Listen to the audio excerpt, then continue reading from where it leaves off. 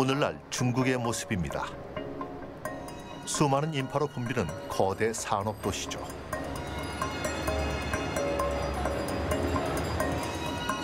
세계 어느 나라도 중국의 영향력에서 벗어날 수 없습니다.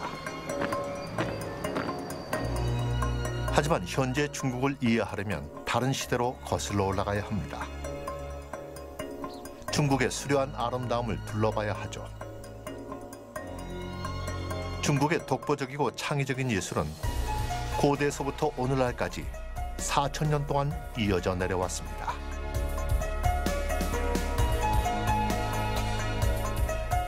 이제 중국 예술을 따라 시간 여행을 하며 지금껏 알지 못했던 사실들을 파헤쳐 봅니다. 과거의 눈부신 유적과 조형물을 찾아가 보고 중국 예술을 창조한 사람들의 생각과 사상을 따라가 보죠. 지금 바로 그 이야기가 시작됩니다.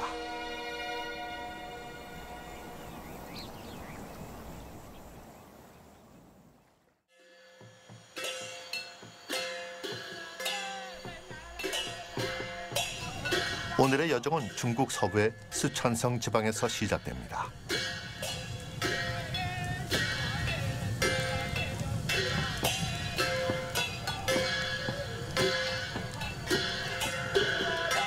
저녁 무렵 가면극 나희를 보기 위해 사람들이 모였습니다.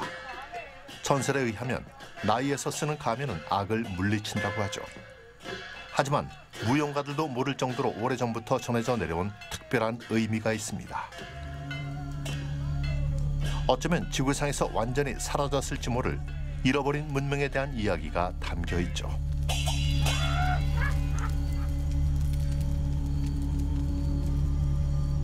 쓰촨성은 중국 남서부에 위치해 있습니다. 3,000년 전만 해도 이곳은 촉지역으로 불렸는데 사람들이 드나들지 않는 외딴 마을이었죠.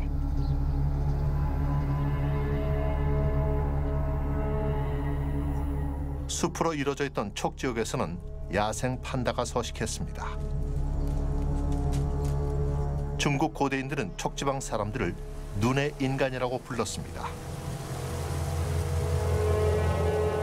하지만 아무도 그 이유를 몰랐고 촉지방이 중요한 역사를 지녔다는 증거도 없었습니다. 그런데 1986년 벽돌을 만들려고 흙을 파던 노동자들이 놀라운 물건들을 발견했습니다. 구덩이 두 군데에 청동과 옥, 금 공예품이 부러진 채로 가득 들어 있었고 코끼리 엄니 더미가 그 위를 뒤덮고 있었죠. 발견된 예술품 중에서 가장 독특한 것은 두 눈이 앞으로 솟아있는 거대한 가면이었습니다.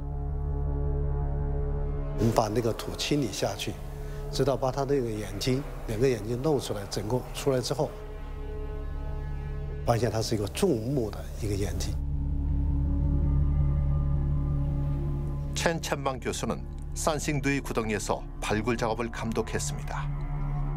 这个时候我们才感到很吃惊，因为过去这个说文献记载，传说当中的蜀王有个蚕虫的，那么他的眼睛呢就是重目。当时重目呢根本不知道他这个重目是什么叫重目。他的眼睛呢，称除这个眼眶啊16厘米长，是非常长的。那么根据这个，我们才知道，这才是应该是咱们这个史书记载传说当中的这个蜀王蚕虫的重目的形象。 사방에 응시하는 눈이 가득합니다. 기원전 1200년대에 유행했던 조각품들은 중국 예술 역사에서도 독특한 위치를 차지합니다.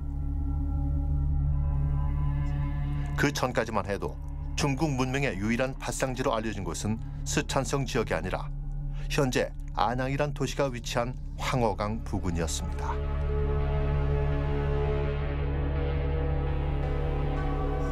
그러나 산싱두이에서 의문의 예술품들이 발견되면서 그 믿음이 흔들리게 됐죠.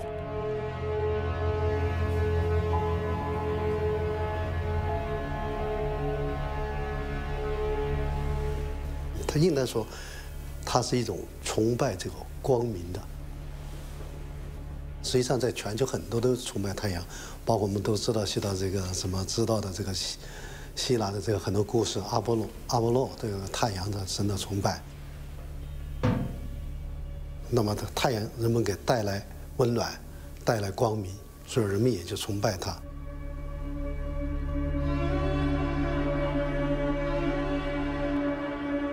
세상에 알려지지 않았던 눈의 문명은 고도로 발달한 문명이었습니다.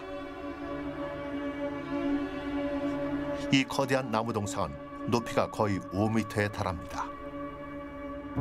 이런 동상을 제작하려면 굉장히 어려운 기술이 필요하죠. 첸 교수는 이것이 천국의 구원에 감사하는 토템이라고 추측하고 있습니다. 在中国的这个古代传说当中呢，咱们有后羿射日，对吧？后羿射日就说的这个10个太阳，啊，在某一天，同时出现在天空，让大地干涸，庄稼固厚啊。那么天帝就派后羿去射掉了9个太阳，保留了1个。那么我们现在看见的这9只鸟呢，可能就是9个太阳直白点，应该顶上啊还有1只鸟，但是顶上残了。 다른 모든 예술품들을 압도하는 건 단연 이 거대한 청동 조각상입니다. 지지대 없이 단독으로 서 있는 세계 최초의 대형 동상이죠.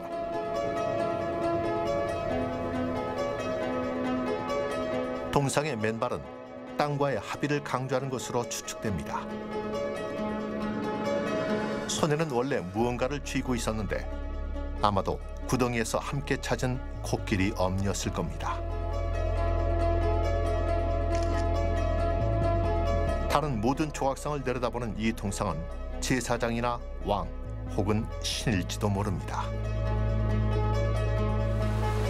정확한 건 알 수 없죠. 이 문명은 기록이 남아있지 않기 때문입니다. 개울 건너편엔 당시 도시를 둘러싼 벽이 남아있습니다.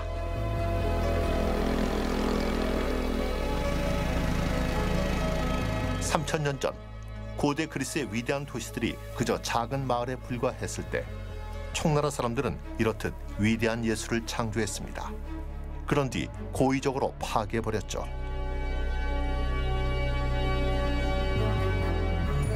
재앙을 피하고 싶은 마음에 제물로 바쳤는지도 모릅니다. 혹은 문 앞에 적들이 몰려왔는지도 모르죠. 기록이 남아있지 않아 추측만 할 뿐입니다.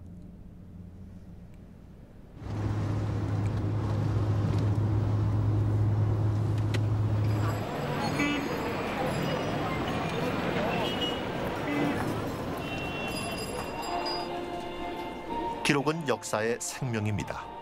중국 전역 학교에서는 글쓰기를 어떤 수업보다 중요하게 생각합니다. 서예 역시 하나의 예술로서 높이 평가되는데 중국 문화에서 가장 기본적이고 오래된 예술 형식입니다. 注意自己的持笔方法，然后根据自己所写字体的大小来选择，到底是整腕、整肘还是旋肘。那么老师要写一个很大的字儿，因此呢，我决定采用的是旋肘的方法啊。写点酉字儿，首先来写点画。另外一种方法叫做挑。 중국 한자는 다른 언어의 문자와는 다릅니다. 最后有一个 백지 위에 그려지는 획 하나하나마다 과거의 역사가 고스란히 담겨 있죠.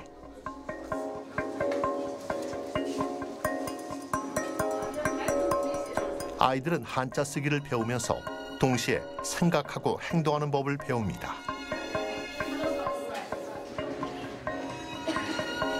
한자는 중국 문명의 연결고리 역할을 하면서 여러 세대를 하나로 이어주었습니다. 그리고 중국이라는 나라가 어떻게 형성됐는지 이해할 수 있는 지름길이기도 합니다.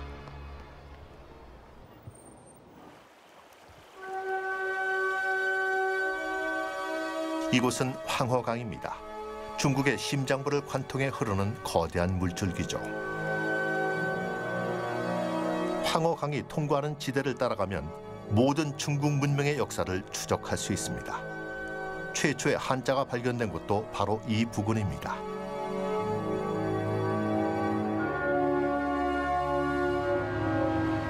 이제 현대 도시인 안양으로 떠나봅니다. 약 3000년 전 바로 이곳에 중국 최초의 왕조로 알려진 상나라가 수도를 세웠습니다.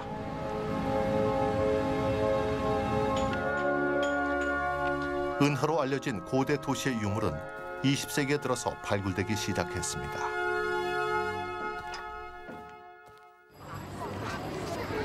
발굴 작업은 지금도 계속되고 있죠. 안양의 도로를 따라가면 발굴지 근처에 줄지어 서 있는 컨테이너들을 볼 수 있습니다. 컨테이너 속에는 고고학자들이 조사를 진행할 수 있도록 은하에서 가져온 흙들이 가득 차 있죠. 하지만 취재진이 찾고 있는 유물은 이미 안양박물관에 전시돼 있습니다. 바로 고대 도시가 세워졌던 장소 지하에 말이죠. 다소 볼품없어 보이지만 엄청난 중요성을 띠는 이 유물은 갑골이라 불립니다. 거북이 등껍데기인 이 갑골 위에 중국 한자의 초기 형태가 새겨져 있죠. 갑골은 기원전 1200년대에 제작된 것으로 산싱두의 예술품들과 비슷한 시기에 탄생했습니다. 탕지겐 박사는 안양 유적지 발굴을 이끈 고고학자입니다.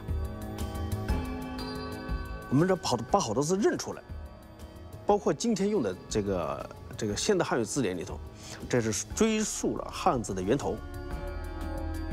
比方说，我们今天用的最多的“教育”的“教”字，它左边是一个叉一个叉，底下一个小孩儿，右边是一只手拉了根辫子。它的本意是什么呢？一个小孩在算数。 那么他的老师或者他父亲拉根辫子站在边上，如果他做错了，可是要拉鞭子去抽你，这就是教。 점을 칠 때 사용한 갑골에는 당시 예언자들이 했던 말이 고스란히 기록돼 있습니다. 那么甲骨卜辞啊，内容很丰富，它涉及到这个祭祀，征战就是打仗啊，狩猎。 还有这个天象。 예언가들은 등껍데기를 가열한 뒤 갈라진 틈을 보며 미래를 예측했습니다. 하지만 후대에 이 갑골이 의미 있게 다가온 이유는 여기에 통치자의 고민과 해결책이 담겨져 있기 때문입니다.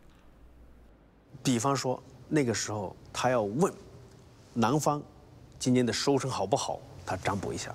比方说问下一个10天会不会下雨，他占卜一下，就这样的话呢，他就使得自己的所有的行动带有了一种神的色彩，不是说我决定的啊，是我跟神跟我的祖先一起决定的，所以你们要听我的啊，这么一个统治方式。所以他有很多这样的例子，甚至最有意思的、最有人情味的就是商王武丁问妇好生孩子会不会安全？ 푸호 왕비는 무정 왕이 가장 아꼈던 배우자이자 군대에서 사령관으로 활동했던 여성입니다. 갑골을 통해 푸호 왕비와 관련된 중국의 흥미로운 역사를 엿볼 수 있죠. 所以，当我们去读商朝晚期的甲骨的时候，可以读到很多关于妇好生前的故事。比方说，他生前打仗，带兵打仗，主事祭祀，还有呢，他曾经给国王武丁生过孩子。甲骨文 里头关于妇好的记录一共有200多条。 1976년 5월 상나라 왕조의 궁터를 조사하던 고고학자들은 범상치 않은 무덤 하나를 발견했습니다. 그 발견은 엄청난 기대를 모았죠. 도둑에게 약탈당하지 않은 유일한 상나라 왕조 무덤이었기 때문입니다. 무덤 속에는 청동 항아리와 가재 도구들이 가득했는데 신변의 안전과 보호를 받고자 위대한 조상들에게 기도를 올릴 때 사용한 도구들입니다.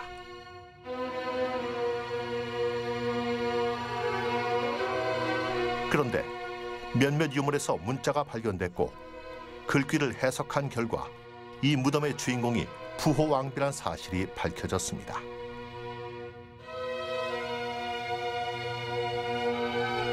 푸호 왕비의 지위를 보여주는 섬뜩한 증거들도 발견됐죠.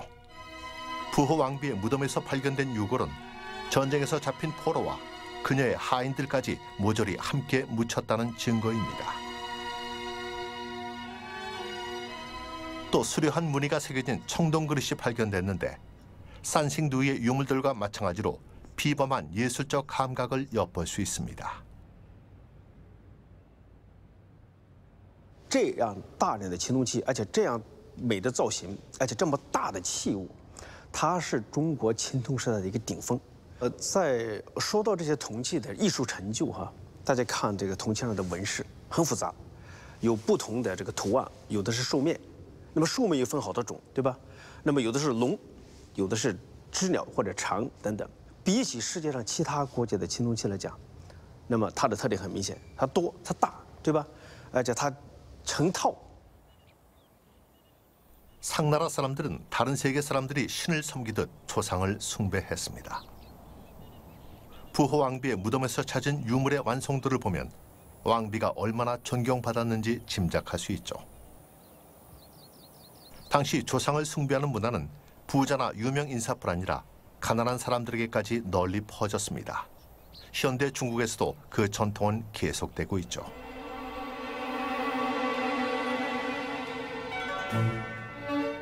현재 중국인들은 청동이 아닌 종이로 사후에 필요할 만한 모든 물건을 만들어 조상들에게 바칩니다.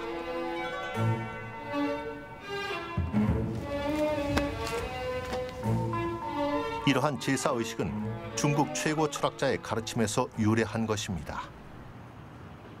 바로 공자죠. 공자는 기원전 6세기에 태어나 소크라테스가 태어나기 약 10년 전에 세상을 떠났습니다. 오늘날에도 공자는 중국 전역의 사찰에서 존경받고 있습니다. 본질적으로 인도주의자였던 공자는 평범한 사람들이 잘 살아갈 수 있도록 가르치는 게 목표였습니다. 전통을 따르고 조상을 공경하는 것이 공자의 가르침에 담긴 중심 사상이죠.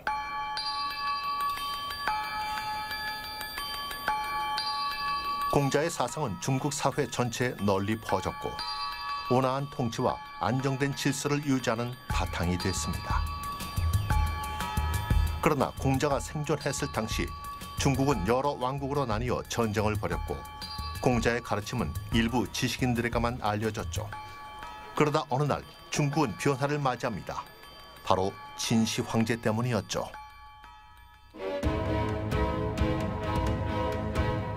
그는 중국을 하나로 묶은 철의 황제였습니다.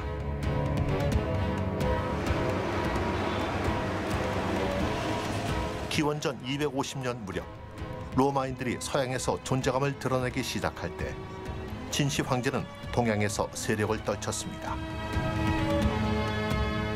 그는 로마인들처럼 닥치는 대로 모든 왕국을 장악한 뒤 중국을 통일시켰고 자신을 최초의 황제라고 칭했죠.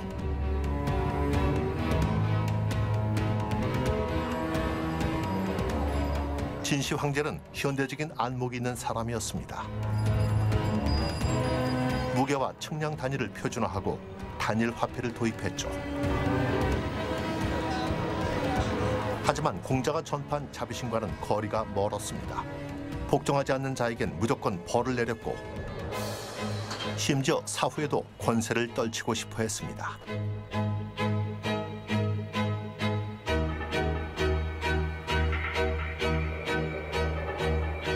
나무로 우거진 저 언덕 밑에 진시 황제의 무덤이 있습니다. 조상 숭배 문화의 최고봉을 자랑하는 진시 황제의 야심작이죠.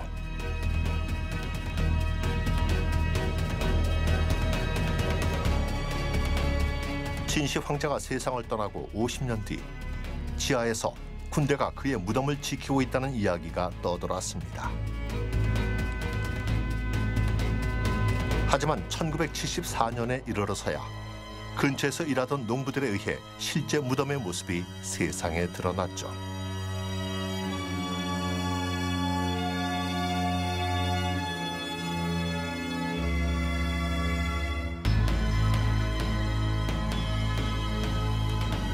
거대한 지붕 밑에 엄청난 규모의 군대가 배치돼 있습니다. 큰 구덩이 3곳을 파본 결과 6,000개가 넘는 실물 크기의 테라코타 군인 조각품들이 쏟아져 나왔습니다. 예술적으로도 비범한 이 유물들은 중국 역사에서 최초로 발견된 사실주의 조각상입니다.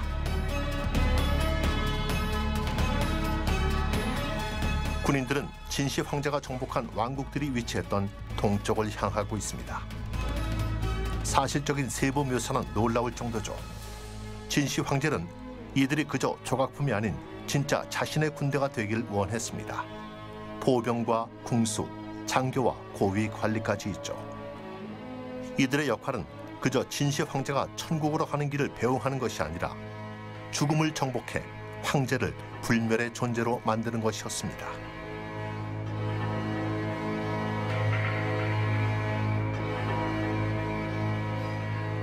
황제의 꿈을 현실로 만들기 위해 38년 동안 70만 명의 인력이 투입됐죠. 진시 황제가 황제에 오르기 전부터 시작한 대업입니다. 무덤 제작을 지휘한 감독관들은 진시 황제의 통치 방식처럼 엄격하게 일꾼들을 다스렸죠. 조각품을 복원하는 일은 마치 퍼즐 맞추기 같습니다. 조각상마다 서명이 있고 특징이 다 다르죠. 시야 이잉이 복원 작업을 감독합니다. 有些陶俑身上还有一些戳啊，比如印上去这是谁做的，啊，对对，类似于这个西方的一些艺术家啊，当然这个当然也有种说法，中国这个就叫考核制度。 就说你这个工匠，你可能负责有一些陶俑的这个制作，这个的监工会过来看啊，这个俑哪些俑哎制造的不错，啊也可以。如果制造的不行，根据上面的名字，我会这相应的惩罚。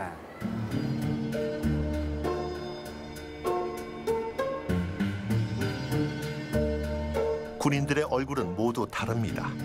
진시 황제가 거느렸던 다양한 사람들의 얼굴을 담기 위해 세심하게 형태를 잡았죠. 조각상이 처음 만들어졌을 때는 색이 칠해진 상태였지만 무덤이 개방되면서 지금은 거의 다 벗겨졌습니다. 没有彩绘，有漆皮吗？啊，有一些漆，这上有。시야 이잉은 원래 색을 복원하기 위해 최선을 다하고 있습니다. 所有的观众可能在前面看到的，兵马俑可能都是灰色的，上面没有彩绘。其实啊，您跟着我这个指示啊，在细部的啊有一些彩绘，您看到没有？啊，还是有彩绘。这个手，脚面，脚面还是都是有彩绘的。那么秦俑彩绘呢，是在这个陶俑烧制好以后呢。 在上面刷一层生漆，生漆呢是从漆树上面割下来的一种树胶，刷上去以后是一种棕黑色的一种效果，然后再在上面呢，将这种天然的矿物颜料呢，这个研磨以后绘制上去。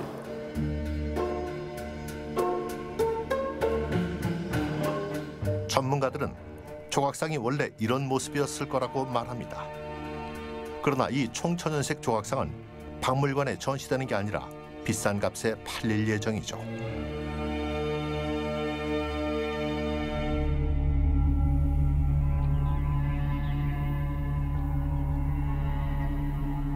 조각상들이 있는 곳에서 1.5km 거리에 진시 황제가 묻힌 거대한 능이 있습니다.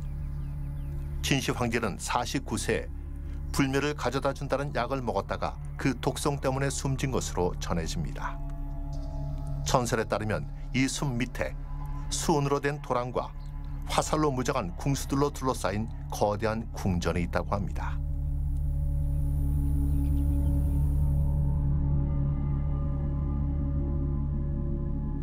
이것은 무덤 속이 아닌 입구 근처에서 발견된 유일한 유물입니다.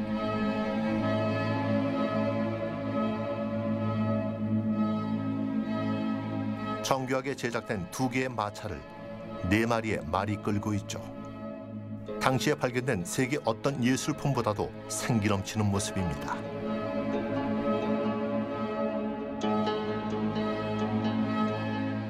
마차 하나에는 왕궁 마부의 모습을 한 조각상이 있습니다. 두 번째 마차는 비어있지만 진시 황제의 영혼이 타고 있는 마차라고 전해집니다. 고대 중국 예술품 중에서 가장 아름다운 작품으로 평가받는 이 마차는 3,000여 개의 조각을 맞춰서 원상태로 복원됐습니다. 복원 작업을 이끈 사람은 박물관 관장인 샤오웨이입니다. 秦始皇生前是比较喜欢巡游的，大概前后巡游了有5次之多，在他的疆土之下，我们猜测这个呢车呢应该是仿制他生前出游时候用的车来造的。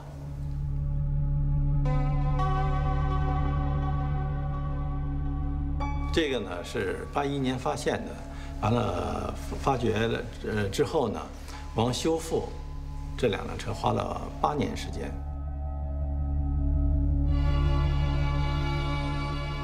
另外嘛，说它精美，就包括铸造方面。铸造呢，应该说用了当时所以青铜工艺，就是所有的工艺都用在了这上头。 你比方说表现衣服皱褶，完了后它的花边儿，以及它身上的配饰。另外呢，它的剑。 진시 황제의 막강한 권력이 느껴집니다. 그가 얼마나 불멸을 염원했는지 잘 알 수 있죠. 这都不是一次铸造的，包括它的带。 表现得非常淋漓尽致，这都是经过多次铸造以后，才能表现的。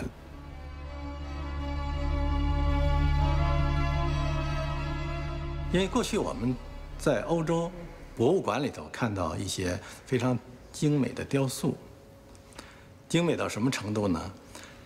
就是说，可以看到那个人的这个血管的那个血啊，好像都在流一样。 我看到这个人的时候，感到非常吃惊。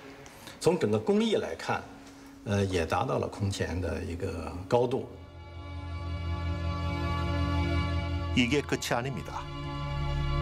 몇몇 전문가들은 무덤에서 찾은 이 아름다운 조각상이 다른 나라 예술에 영향을 받은 첫 작품이라 말합니다.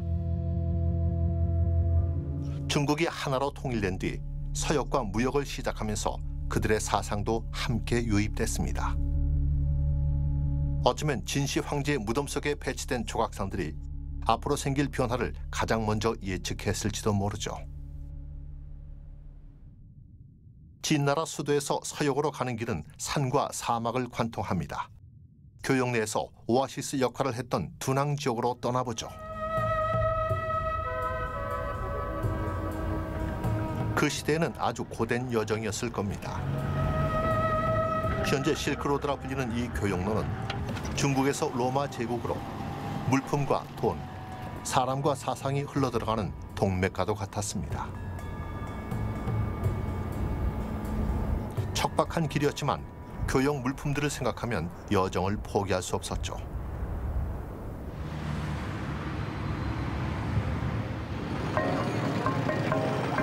실크로드를 따라 물이 있는 곳에 도시들이 세워졌습니다. 타크라막한 사막 끝자락에 위치한 둔항은 아주 중요한 거점이었죠. 서역에서 온 여행객들은 물건뿐 아니라 사상과 종교까지 전파했습니다. 중국에 가장 큰 영향을 준 불교는 기원 후 1세기에 처음 인도에서 중국으로 넘어왔죠. 지금 가려는 곳은 둔항 외곽에 위치한 곳으로 100년 전까지만 해도 세상에서 고립된 곳이었습니다. 하지만 지금은 그 어디보다 고고학적 중요성을 지닌 장소죠. 이 가파른 절벽에서 지금까지 총 492개의 동굴이 발견됐습니다. 몇백 년 동안 목동들이 쉼터로 사용했던 장소죠. 그런데 이 안에 비밀이 있었습니다. 동굴은 사실 상상을 초월하는 보물들로 가득한 사원이었습니다.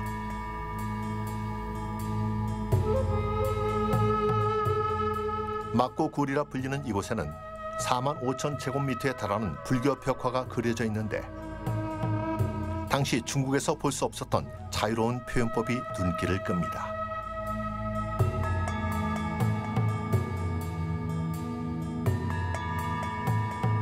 부처와 그의 추종자들을 형상화한 2000점의 조각상에선 정교한 색채와 화려한 조각 기술이 돋보입니다.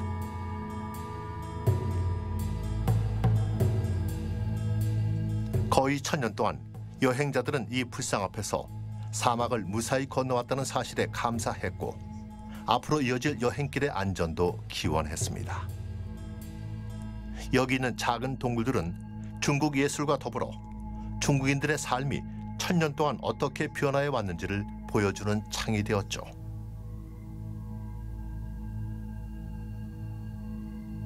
이 동굴은 4세기에 만들어진 초창기 사원으로 이곳의 역사가 어떻게 시작됐는지 알 수 있습니다.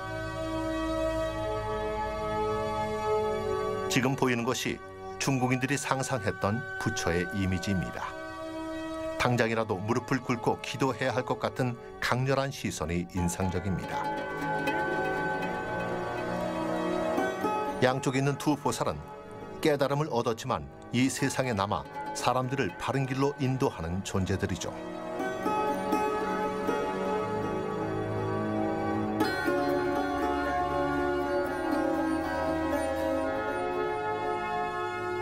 동굴 벽에는 석가모니의 삶이 밝은 색채로 화려하게 그려져 있습니다. 그런데 화법이 매우 독특합니다. 각기 색채는 조금씩 다르지만 모두 인도인을 표현한 겁니다. 부처의 얼굴은 중국인이 아니죠. 대부분 가슴을 드러냈고 일부는 반나 상태라서 당시 중국인들을 충격에 빠뜨렸을 겁니다. 그리고 곳곳에 악마의 형상이 가득합니다.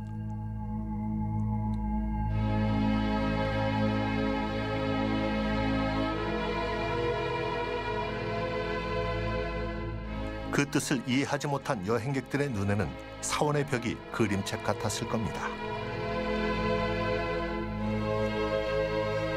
고대인들은 각각의 벽화를 수도 없이 손보면서 점점 더 부처의 이미지에 가까운 모습으로 발전시켜 나갔습니다.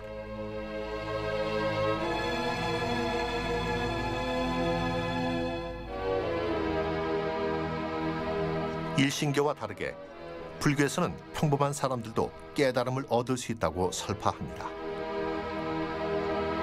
바다 근처엔 사원을 만드는 데 일조했던 수많은 교도들이 새겨져 있습니다. 그리고 그 위에는 신도들이 되고자 했던 해탈에 이른 부처의 이미지가 그려져 있습니다.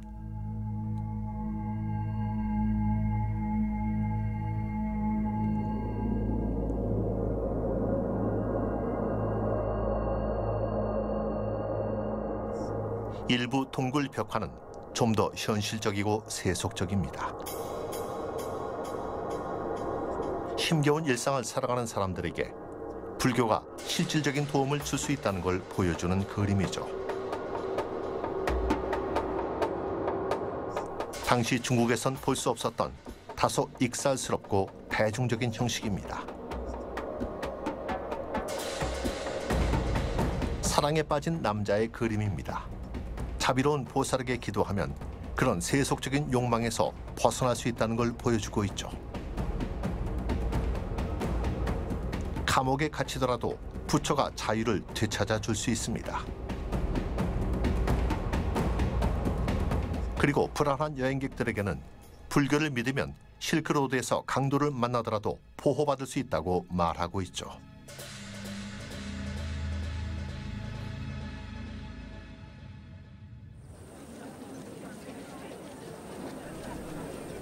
현대 사회의 과제는 이런 고대 보물들을 잘 관리하는 것입니다. 오늘날 가장 조심해야 하는 부분은 관광객들과 빛에 대한 노출입니다. 12세기 이후로 수백 년 동안 방치돼 왔죠. 둔항예술관 관장인 환진 씨는 동굴 복원과 기록에 관한 대규모 프로그램을 진행 중입니다. 비록 원본은 많이 훼손된 상태지만 벽화를 모두 사진에 담아 현재의 모습을 디지털 파일로 영구 보존하는 게 목적이죠. 过去没有开放以前，历史上曾经没有人管过300-400年，有的呢点了一把柴火烤火，然后呢有的人在这做饭，还有的把羊放进来，这圈羊的成了羊圈了。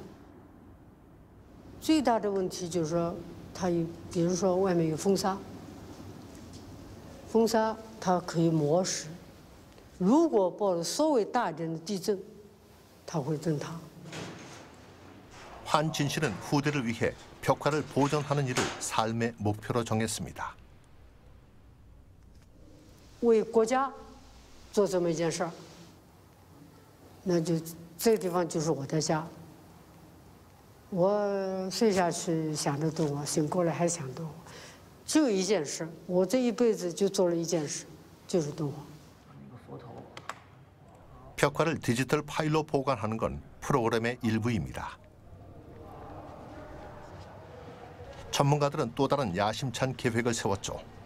주요 동굴 벽화를 복제할 예술가들을 모아서 박물관에 전시하기로 한 겁니다. 40년 전부터 시작된 복제 작업은 결코 평범한 일이 아닙니다. 因为就是现在也有高科技嘛，数字化呀，但是呢，他画了一些东西呢。 就拍出来的东西呢，大家看的时候还是有点冷漠的东西在这个成分在里面，所以我们的复制的东西，但看着大家有一种亲切性。挑战就是要塌下心来做这件事情。就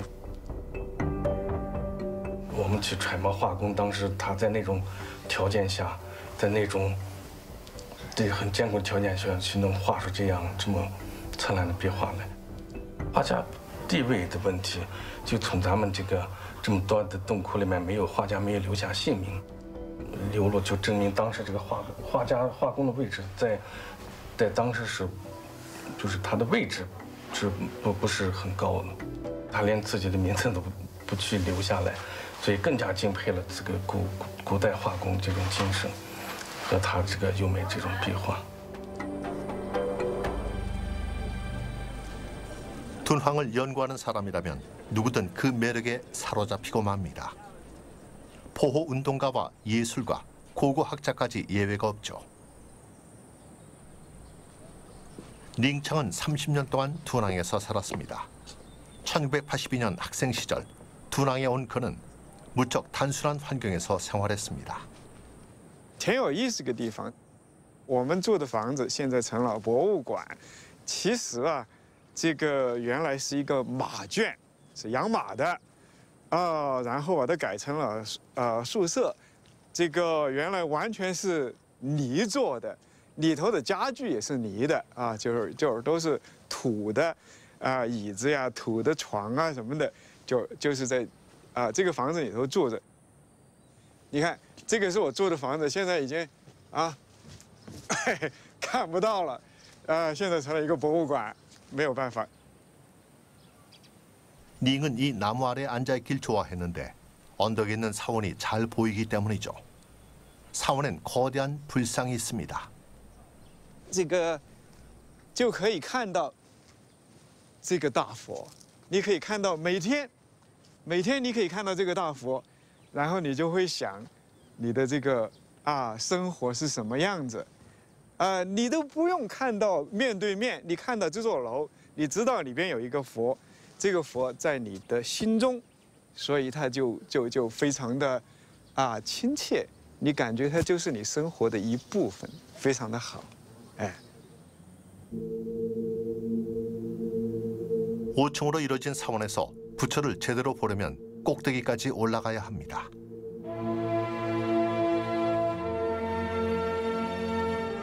사원 안에는 서기 695년에 제작된 거대한 불상이 자리 잡고 있습니다. 중국 역사에서 이 불상이 특별한 이유는 여성의 형상을 하고 있기 때문입니다. 당나라가 중국을 황금기로 이끌던 당시 중국을 통치한 유일한 여자 황제였던 측천무후의 얼굴이 불상으로 제작된 것이죠.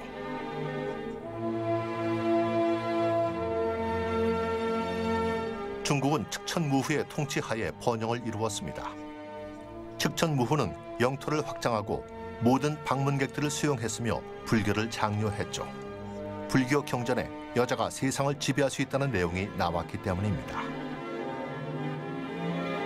tun항에서 알 수 있듯이 예술엔 많은 기능이 있습니다.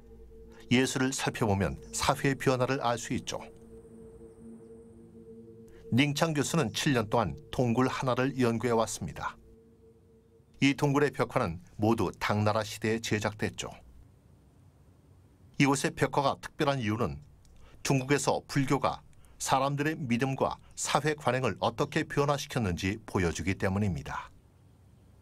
好，这幅画它描绘的是一个药师佛的供养仪式和这个药师佛的净土。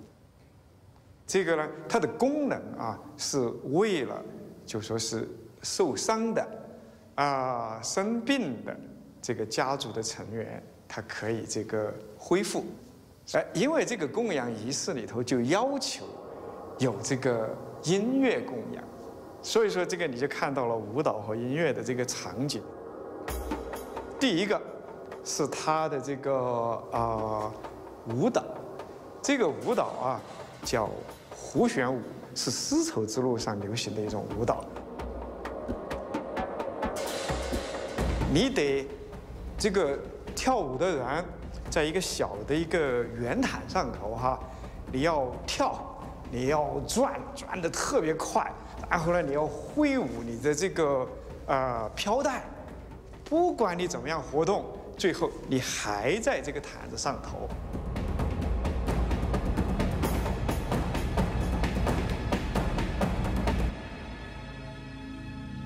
所以说，当时是非常有名的一种舞蹈。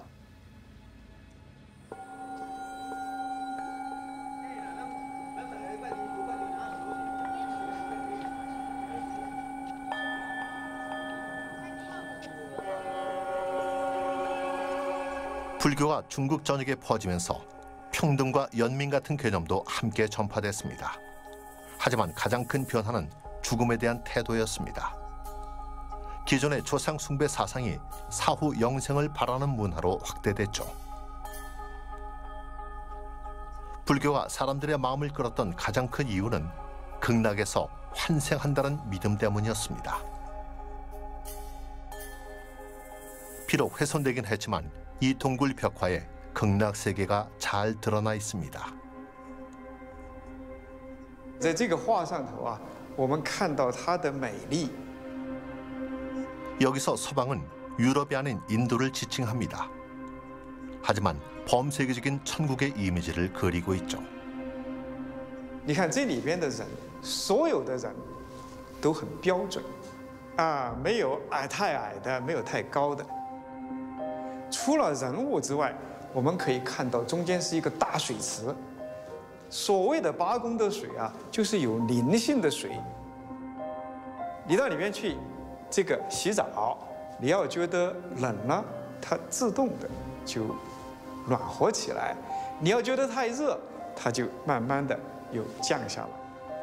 然后是这些树，这些树也是神树，风吹过有香味，还可以发出优美的声音。这么一个理想的国度。 이 그림 자체가 일종의 환생이라 할 수 있습니다. 중국 예술이 자유로운 상상력으로 다시 태어났기 때문이죠. 불교가 중국에 선사한 선물입니다. 因为在佛教的西方净土，在传入中国之前，中国就有的对死后生活的向往，更多的是不死、长生、成仙，对吧？至于它有没有什么更好的东西呢？不知道。佛教进来了，提供了一个新的、美丽的、更加理想化的一个死后生活，这就是对 西方净土对中国人的吸引力的最根本之所在。 그러나 나라가 불안정해지면서 극락에 대한 환상도 빛을 잃어갔습니다.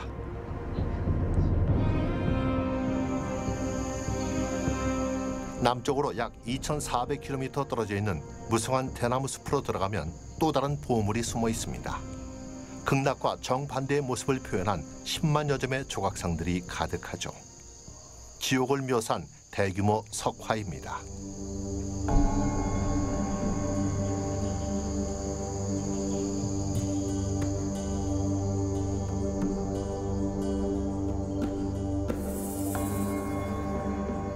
다주 지역의 초기 암각화는 8세기 중반에 제작된 것으로 당시 당나라는 반란과 폭동으로 혼란스러운 시기였습니다.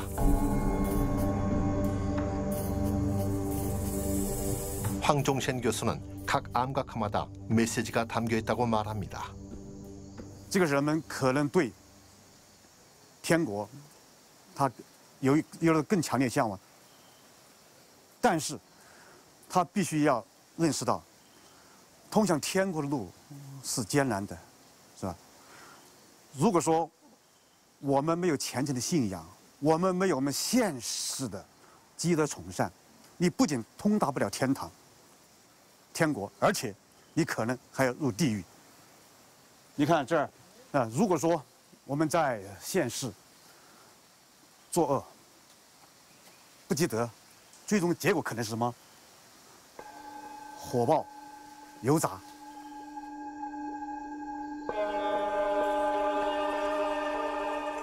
다주 암각화는 도덕성에 대한 이야기를 담고 있습니다. 지역 장인들이 조각한 거칠고 생생한 대중예술이 현재까지 살아 숨쉬고 있죠. 你们再看，这是多么生动的一组具有劝谏、警示作用的这样一个世俗图像。这是说的，在佛教教义里面说，我们饮酒这是违背戒律的，因为酒后可能会淫乱。 이 암각화는 거침없는 표현이 특징입니다. 여기에는 젊은 남자가 술을 마신 뒤 저지른 악행이 표현돼 있죠.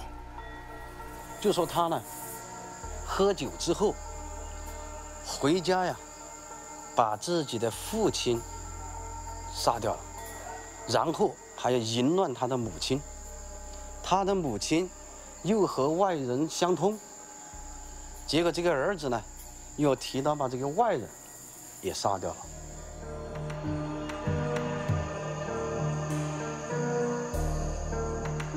이 암각화의 핵심은 윤회를 표현한 장식물입니다. 불교의 관점에서 삶과 죽음이 계속해서 이어지는 세상의 모습을 그렸죠.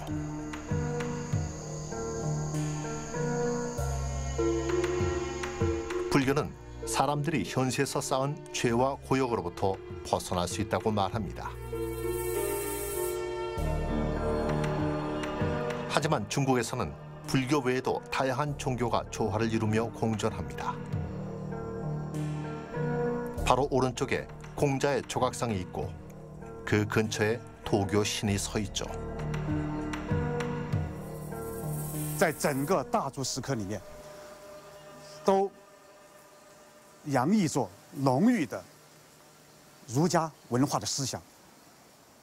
各种图像里面有大量的苍扬表现，是吧？求子、报恩、行孝的，你们看这个图像。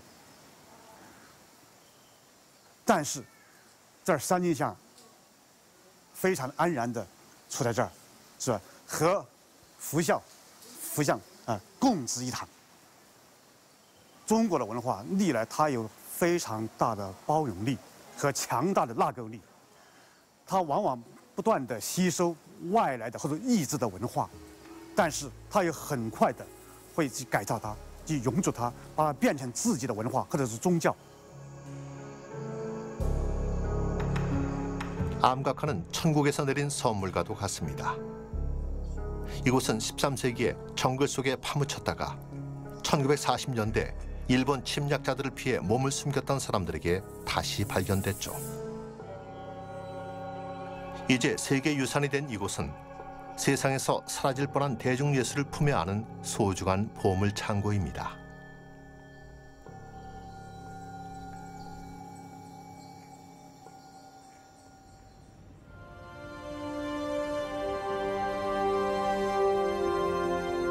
이 광활한 중국 땅에는 또 얼마나 많은 보물이 숨겨져 있을까요?